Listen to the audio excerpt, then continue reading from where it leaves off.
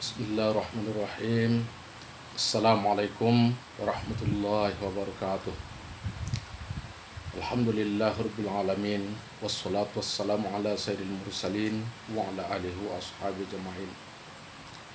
Wa ba'du qala Allah ta'ala subhanaka la ilma lana illa ma 'allamtana innaka antal alimul hakim. Shadaqallahul azim.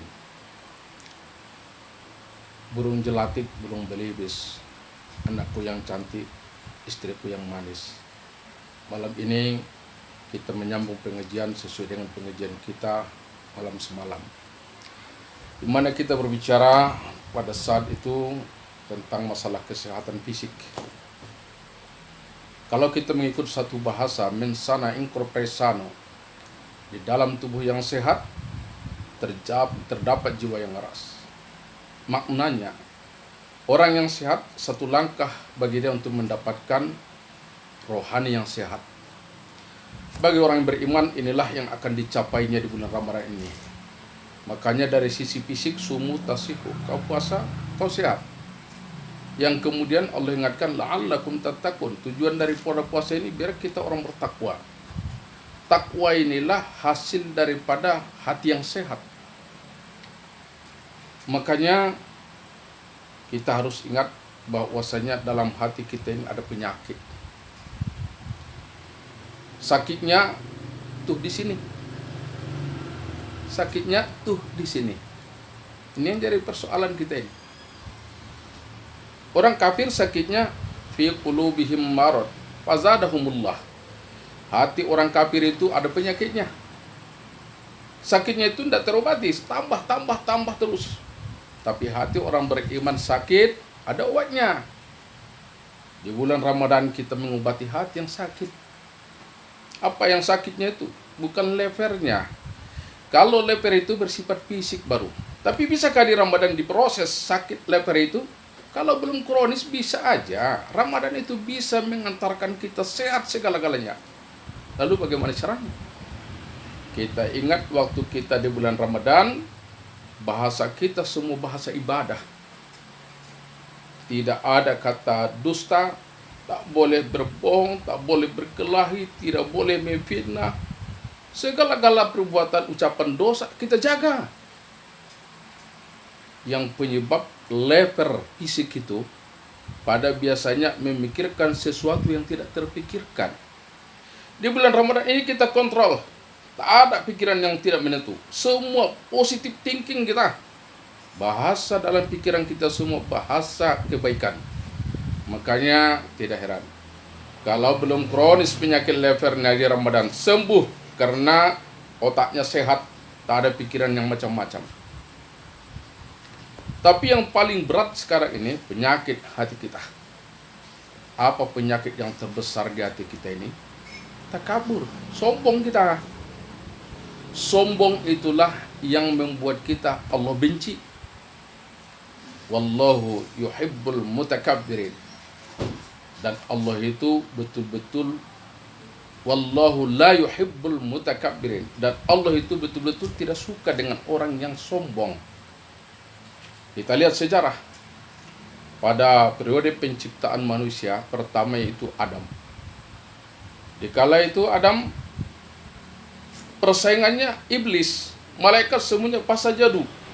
Mereka sujud illa iblis aba wastakbar. Iblis itu tidak mau dia karena lawan bersaing ini Adam ini. Sehingga dia berkata, tidak mungkin aku bersujud kepada Adam yang dia diciptakan dari tanah, saya diciptakan dari api. Aba wastakbar, dia sombong dia. Akhir-akhirnya apa yang terjadi? Allah murka. Sampai sekarang iblis itu dilaknat oleh Allah Subhanahu wa taala. Orang yang sombong, ingat, tetap juga dilaknat oleh Allah Subhanahu wa taala. Makanya di Ramadan kita diterapi agar tidak sombong kita. Kita sadar diri. Kita ingat pada saat start imsak kita pun menahan. Sebenarnya bukan tidak ada nasi di dapur. Ada, sisa sahur tadi masih ada. Ada di situ rendangnya, ada di situ pergedelnya, ada di situ sopnya. Tapi kita tak makan. Kenapa? Menguji hati kita tentang penderitaan orang yang susah. Sehingga kita merasa di kala itu kita orang susah. Kalau orang susah mana ada yang sombong? Kalau orang susah itu sombong, itu udah lebih berat daripada iblis. Kalau iblis sombong, wajar dia sombong, dia hebat. Ini tiba-tiba orang miskin kere, sombong pula, di atas iblis perangainya lagi. Makanya kita dilatih di antara kita ke sebuah penderitaan, agar kita merasa bagaimana susahnya hidup. Kita tahu Allah yang ngatur segala-galanya, hilanglah rasa sombong. Oleh karena itulah, di bulan Ramadan ini sebenarnya tarbiyah, mendidik jiwa kita agar tidak sombong. Karena itu penyakit hati yang terdasar. Sampai sekarang kutukan Allah kepada iblis berlaku. Kapan berakhirnya? Tidak ada. Sampai masuk neraka. Nanti di neraka iblis itu di smackdown malaikat, tidak ada ampun. Orang pengikutnya orang-orang sombong di smackdown juga. Tak ada bedanya lah. Iblis di smackdown, pengikutnya juga di smackdown. Tak mau di smackdown malaikat di neraka, ya jangan pengikut iblis. Belajar kita betul dengan Muhammad. Beliau pemimpin umat, pemimpin bangsa, pemimpin negara. Apakah Rasulullah itu sombong? Tidak. Dia tawadu.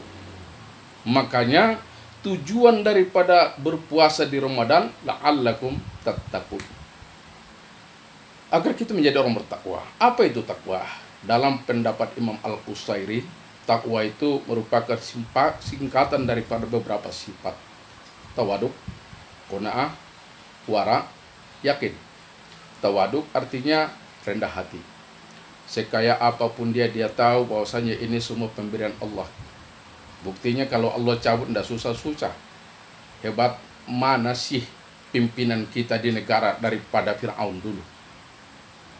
Tengok bekas-bekas kehebatan Fir'aun itu, piramid yang ada di Mesir. Hebat Fir'aun, kata hebat.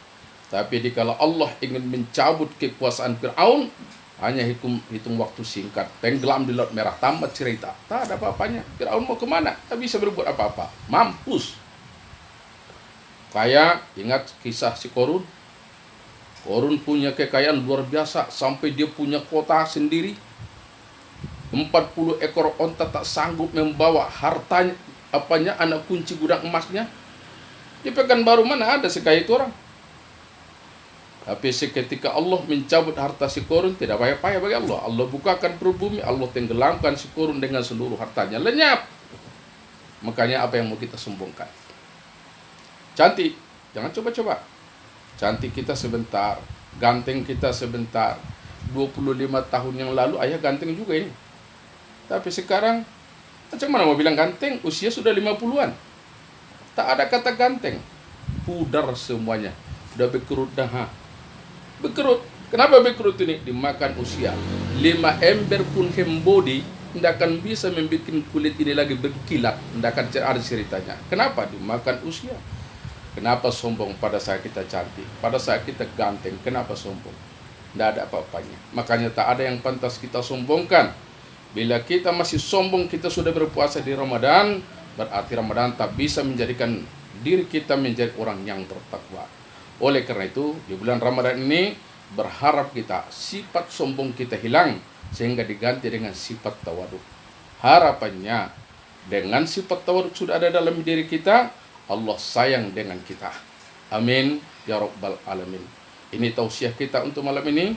Mudah-mudahan anak ayah, istri ayah menjadi orang yang tawaduk. Amin ya rabbal alamin. Wa'afu minkum. Billahi taufiq wal hidayah. Wassalamualaikum warahmatullahi wabarakatuh.